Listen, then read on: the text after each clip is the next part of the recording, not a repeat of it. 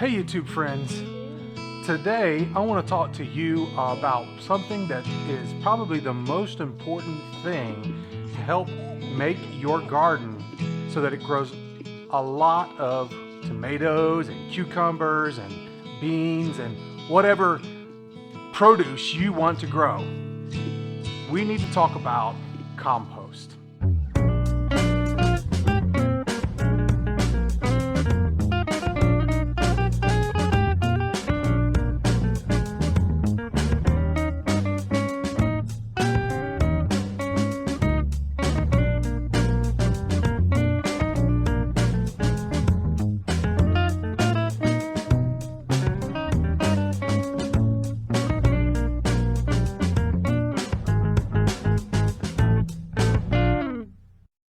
Compost is organic material that you collect and decompose to add minerals and nitrogen and all kinds of good stuff back into your garden. Of course, you can add synthetic fertilizers and you can even add organic fertilizers, but those things are costly and to varying degrees, they may or may not be good for the health of your soil in the long term. Good, healthy soil has a lot of micronutrients and microbiology in it, things that occur naturally in nature. Good, fertile soil out in the natural environment is going to have bugs in it, it's going to have worms, it's going to have bacteria and fungus, and all of those things work together in a symbiotic relationship to make the soil healthy. When we are doing that in a synthetic way by using fertilizers, it does put back in nutrients to the soil, but it doesn't necessarily do it in a natural way, and it may be harmful to the microbiology of the soil. You may get a short-term boost. Over time, the health of your soil is going to decrease. So one of the easiest fixes for that is simply to use compost. And you can make compost yourself. Of course, you can buy it, but there again, that can be kind of expensive. But every day, if you're cooking food at home, if you even are growing a garden, you are producing byproducts that can be composted and returned to your soil in your garden to help it be fertile and also to improve the health of that soil. You can collect things out of your kitchen as you're cooking, apple peels, onions and coffee grounds, eggshells, all kinds of things that you can put into your compost. And of course, if you have trees in your yard like I do, every fall you're going to have a ton of fall leaves that you're going to have to get up off of the ground. And those too can be added back into your compost. You can also compost things from your garden like rotten tomatoes and plants from your garden. Those are all things that can be composted. So today, I'm going to do something, I hope it will be interesting, but it is certainly going to kind of be gross. I'm going to comb through the composted kitchen scraps that we've collected this week in our kitchen. We're going to look at some of the things that are in our compost bin and talk about how that can be helpful in your garden. Now, the first thing to talk about is this little compost bin that we have. This is a nice fancy thing that my wife got. You don't have to use something like this. As a matter of fact, for the longest time, we were simply just using old Tupperware dishes like this. We had a big bowl that we would collect the compost in, and of course we had a top that we put on it so it wouldn't smell up the kitchen. And then we just, once or twice a week, carry that out to the garden, dump it, or either dump it in the chicken coop or we would dump it in our compost pile. The chickens love to eat the scraps from our kitchen and they help mix it up and decompose it in the chicken coop.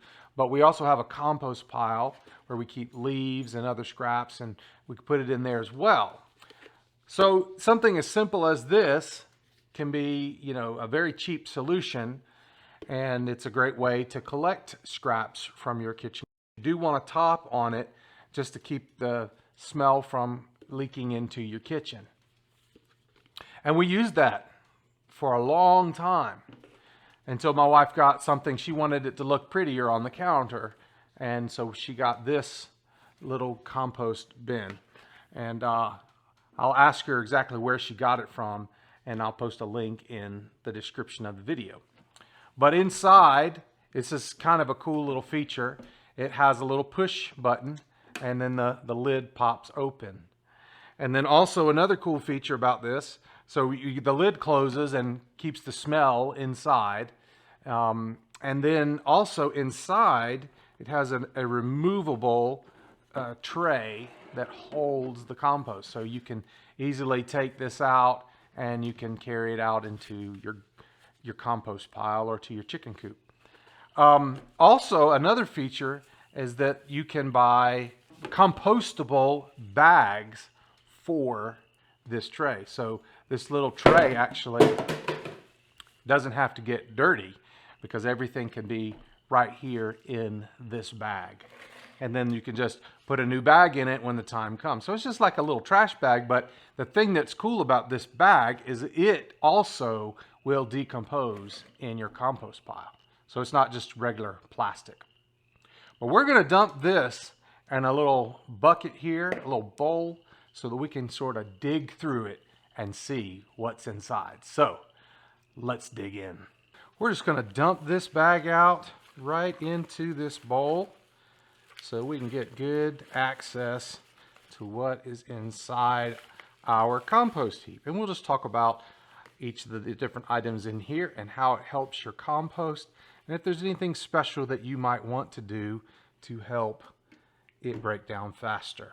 One of the first things that we see is that we have eggshells in the compost. Now, eggshells are full of calcium, and calcium is something that your garden needs. If you've ever had blossom end rot on your tomatoes, it's because there is a calcium deficiency. And so you want to be able to replenish the soil with calcium so that that doesn't happen. But most plants need a certain amount of calcium. Now, I talked about eggshells in one of my previous videos and how I use them in the garden. And one of the viewers commented that eggshells do contain calcium, but they take a long time to break down. And so I wanted to find out about that, and I did some research and found that it is true that eggshells can take a good bit of time to break down. If you put them in the garden or in your compost like this as a whole shell, it could take up to 3 years for that to break down. Some of the calcium will leach out over time from the shells, but it won't be massive doses of it. But eventually, after 3 years, it will break down. And between the time you put it in your compost or your garden and the time it is fully broken down, it will be releasing calcium throughout that time. However, there is a way to make this break down faster. Rather than putting it in the compost hole like this, if you will simply take your eggshells and crush them up like this, and so that it's now not a whole shell, now it is small pieces of shells, these will break down much faster. The smaller you break down, if you just break them down into large pieces, it will take about a year for them to fully decompose. But again, it will be releasing calcium the entire time it is breaking down. So it's not like it's either not releasing calcium and then after 1 year, all of a sudden it just releases all its calcium. No, that's not the way it works. It will be releasing calcium the entire time that it is breaking down. So in this state like this, it will probably take about a year to fully break down. But the smaller you can crush it up, if you wanted to, you could grind this down into a fine powder. And if it's ground down into a fine powder, it will only take 3 months to completely decompose. So if you wanted to make this a very fast release calcium additive for your soil and your plants, you could grind it up into a powder. We're just using this stuff as a byproduct in my house, so we're not concerned with that. However, we are going to start just kind of crunching the shells up like that. We have a ton of shells because we get 2 to 3 dozen eggs a week from our 6 chickens in our backyard flock. So we go through a lot of eggs, and so we have a lot of this going into our compost. And I'm just gonna make it a habit from now on. As I put this into the compost, I'm just gonna crunch it up like that and then drop it in there. And then that means that's going to break down fairly quickly and make those minerals available to our garden quicker. So eggshells is something that we're going to have in our compost. Also, this is an orange. Can't tell if it's an orange or a lemon. We will have both that enter into our compost scrap bin. As you eat an orange or a lemon, or maybe you don't eat it all before it starts to rot, and you can chop it up and you can put that into your soil as well. Now, some people may be concerned that adding citrus fruit into your compost might alter the pH of your compost. Adding a lot of citrus to a compost could add a lot of acid to it, and it could make it more acidic. But that's really only if you're only adding citrus.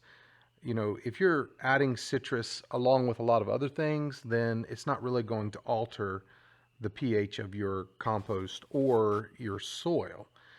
But on the other hand, there are a lot of benefits to adding citrus. Decomposing citrus fruit adds phosphorus and nitrogen and potassium to your compost. And those are all things that are definitely beneficial to your compost and to your garden. So as long as you're not, as long as you're not adding only citrus to your compost, you'll be fine. Onions. We use a lot of onions. We like to cook with fresh onions in our kitchen. We grow our own onions, and those last us a good bit, 3 to 6 months. We can usually go off of the onions that we grow in our own garden. But then, of course, we can get grocery onions from the store as well.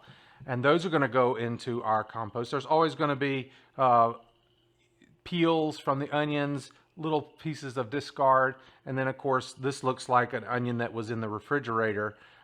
We only used half of an onion, and then the rest of it went in the refrigerator. And then, you know how it works. We didn't use up that rest of that onion before it went bad. So we just put that in there. Onions are going to add a lot of good benefits to your garden. Onions are great for your compost bin as well as garlic. They increase organic matter, add nutrients to the compost. They're one thing to consider when putting garlic and onions in your compost bin. It would be better to put in onions that have been sliced up or chopped up.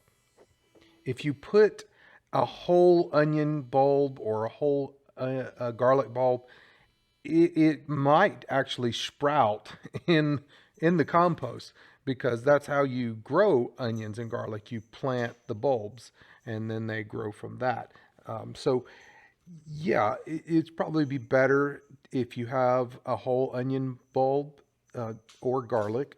Just chop it up nice and small. It'll help it break down faster, and it'll also make sure that it's decomposing and not growing in your compost.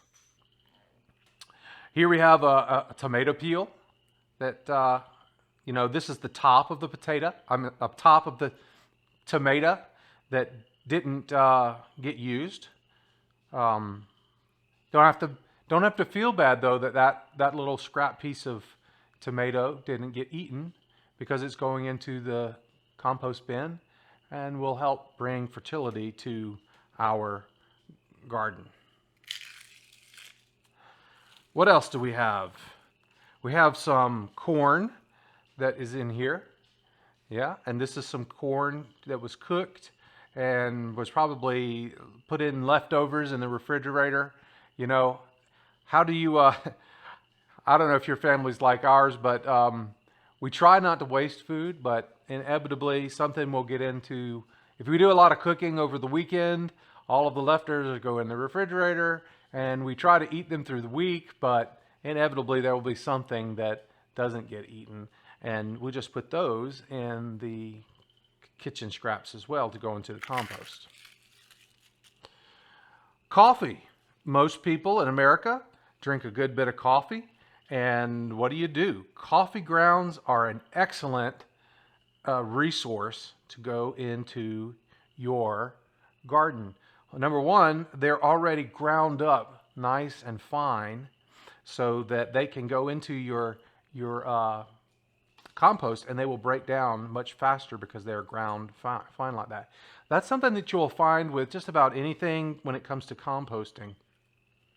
The more surface area that you have, the faster that particular thing will break down. So something that is a large chunk like this is a large piece of tomato, but tomato breaks down fairly fast. But if I wanted to break this down even faster, I could chop it up I could dice it into smaller pieces, or even grind it up in a food processor. It's not really necessary with a tomato. It will break down fairly fast. But if it was something, like eggshells or something that takes longer to decompose, the finer you can break it down, the faster it will decompose. Now, with these coffee grounds, something about it is that not only do the coffee grounds themselves break down, but the coffee filter. So all you have to do is dump your coffee filter straight into your compost bin. This paper material will also break down and add fertility back into your compost.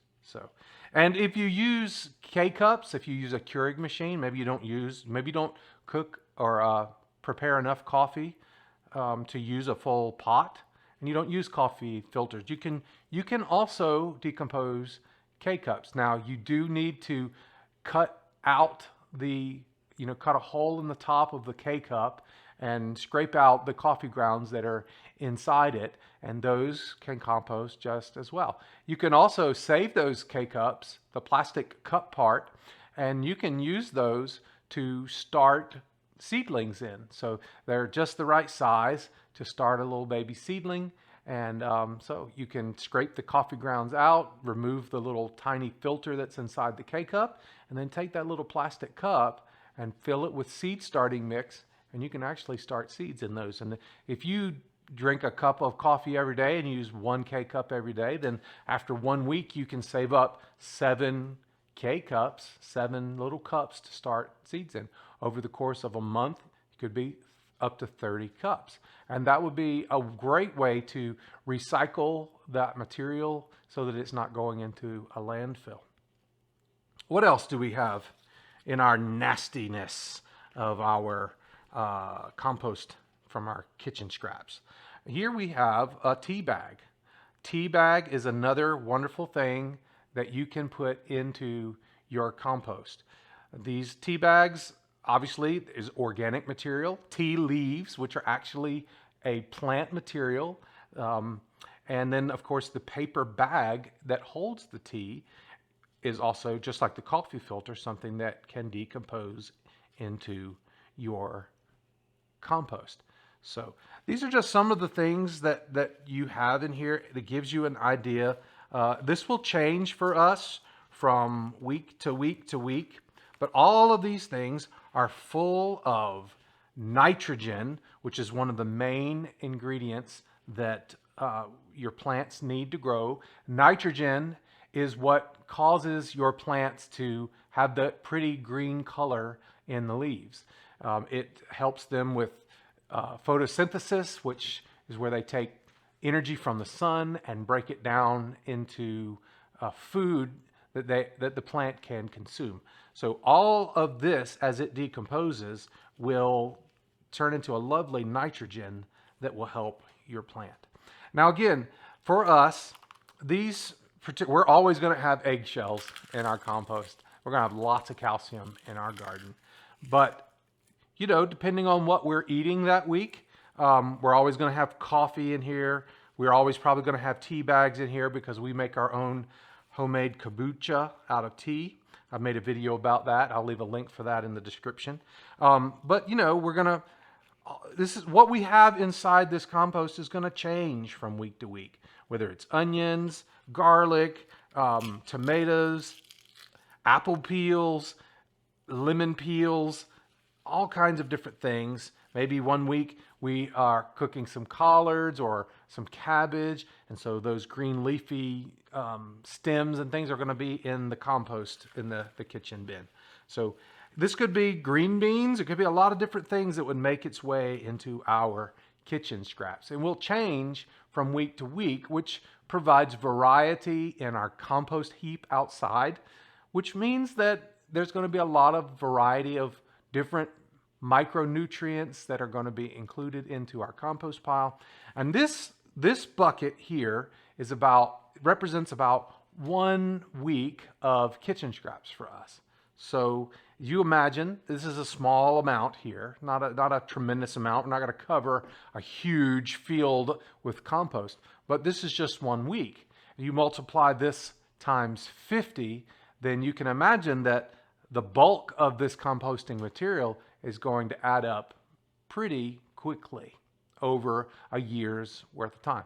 Plus, you're going to add to this other things like grass clippings, leaves that you've picked up in the fall, which are full of carbon, and this is full of nitrogen, so the two things kind of go together. Wood chips, maybe from some limbs in the yard that we've chipped up.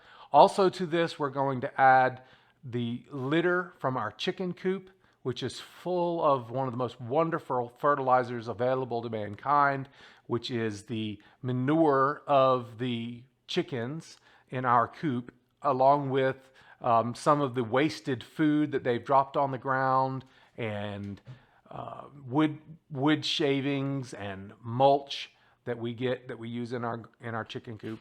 All of those things together, added with our chicken scraps, going to make a beautiful compost, and it's going to make a good bit of it as well. And we add that to our garden, and it helps grow a wonderful garden.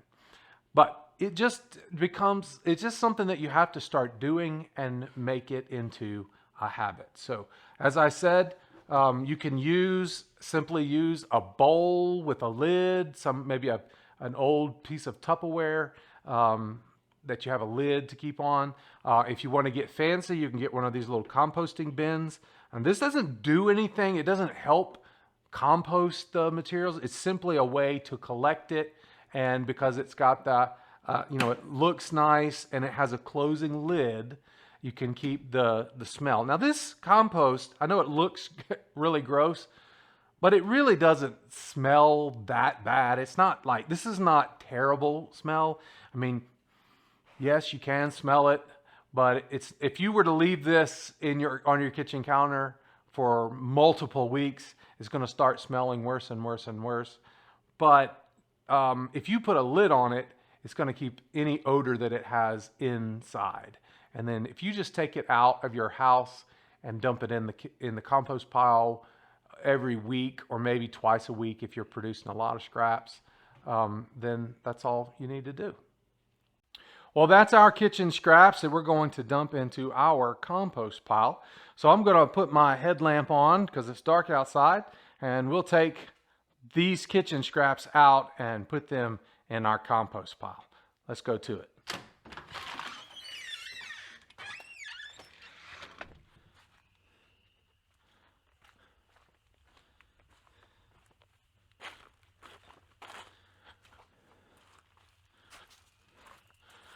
I have a little area back here behind my shed where I keep my compost.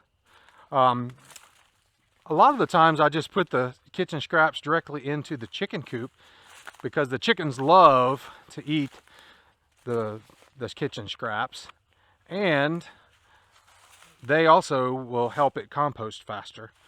But they're already asleep tonight, so I'm just going to put all of this into this compost heap. And this is a little bin that we have where we keep stuff like this, and also we add to this our leaves from the fall collection. So you can see there all those kitchen scraps. And there's even some leaves in there. There's some lettuce that we used for some hamburgers we cooked, so you can see that there. Anyway, this will just kind of passively compost throughout the year. We don't do a lot to make it compost faster. We do most of our stuff passively because we're busy people. We have a busy lifestyle, and so we don't want to have to spend a whole lot of time making stuff. But that's the thing about compost. It pretty much takes care of itself. Even if you don't do anything to it, but this is out here in the yard, so it gets rain to keep it wet, and it just naturally decomposes. In about a year's time, we get a pretty good decomposition out of it, and that's all we need really to add to our garden about once a year. So that's how we do our composting, and it helps to keep our garden soil nice and fertile. In Psalm chapter 65, verse 9, it says, "You take care of the earth and you water it, making it rich and fertile. The river of God has plenty of water. It provides a bountiful harvest of grain, for you have ordered it so." So when we think about how the world works, God designed a beautiful creation. Everything works together to make the world continue, Water comes down from heaven. It nourishes and gives us water to drink, but also it nourishes the plants. Then the water evaporates and goes back to heaven, and it's just a cycle that keeps going. But that's the one cycle that's sort of easy for us to understand, that water cycle. But there are other cycles that are happening as well. The plants grow. They take minerals out of the soil. Then, of course, they lose their leaves, or eventually the plant will die and it will fall to the ground and it will decompose back into the soil, returning the nitrogen and calcium and phosphorus and other nutrients back into the soil. And of course, there is bacteria and there are insects and there are worms that help to consume that plant material, to help it to rot and decompose so that the minerals return back into the soil. And then a new plant comes along and its roots grow down into the soil and it draws up those minerals and that nourishment. And these are all designed by God to make the world operate as it is. And so many times we come in as human beings, and of course God has given us intelligence to be able to alter these systems or mimic them through synthetic processes. And that's important, and that's part of what God wants us to do. But a lot of the times we can learn a lot simply from God's design of how the planet works. If we look at the natural cycles and the natural order of things, many times we can learn a more healthy and wholesome way to live life and to be part of the system that God created. So let's think about those things, and let's try to do our best to take care of this wonderful, beautiful, amazing planet that God has entrusted to our care. And let's get out there and let's grow and be fruitful.